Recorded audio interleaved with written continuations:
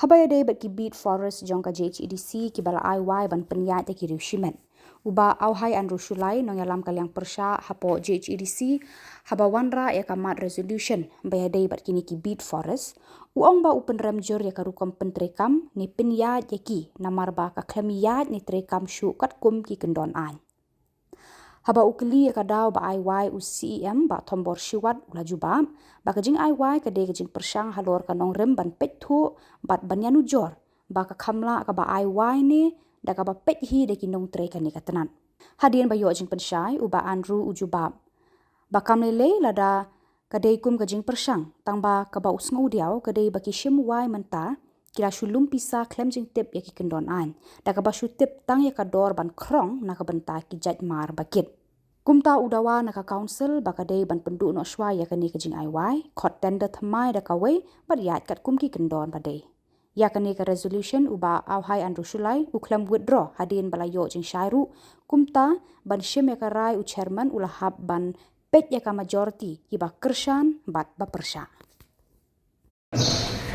JHEDC has been entrusted with the duty of protecting the forest areas and minerals under the jurisdiction of the Council. Whereas instead of carrying out its mandate duties, the Department has allegedly been leasing the beat office to private entities while collecting fines without proper knowledge of the Forest Act and rules, thus undermining the authority and purposes of the Department.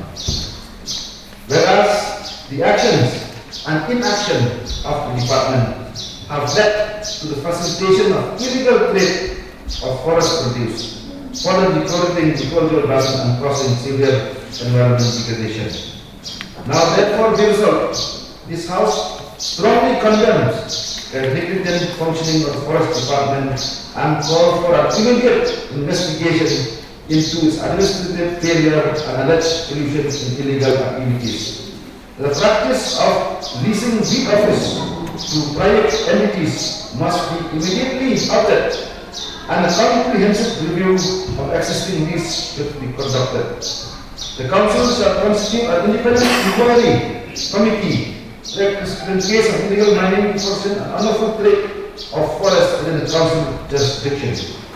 The Forest Department must take proactive measures to ensure the enforcement of the Forest Act and related regulation, and officers found guilty of the see that the Teman will be the day will be see the use get royal the titulas the performance of the staff kiwaya mako of Forest Department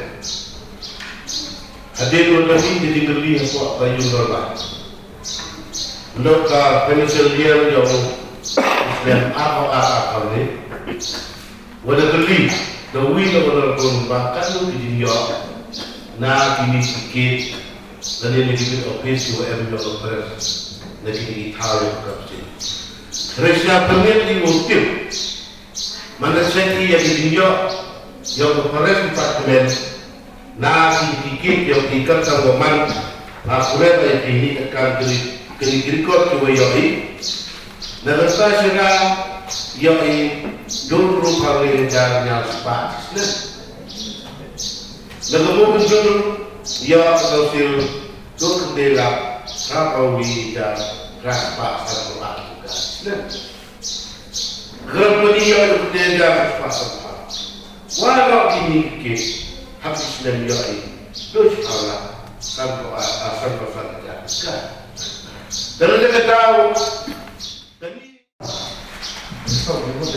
we put that something robot apa itu apa ya si robot sampai pun robot jiwa sebab itu bukan itu sosial satu bahasa bem itu kita sosial dulu dengan teman-teman pun terus bersiap business main house kuat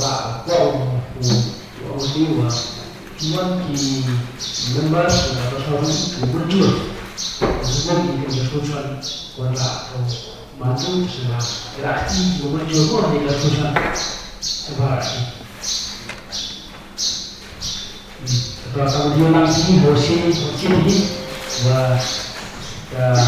dua pesan itu kan untuk kemudian Praktis di sana. kita pesan orang Indonesia pesan Indonesia kita menurut yang bunyi report itu Indonesia dengan apa job Eventually, report di business di Islam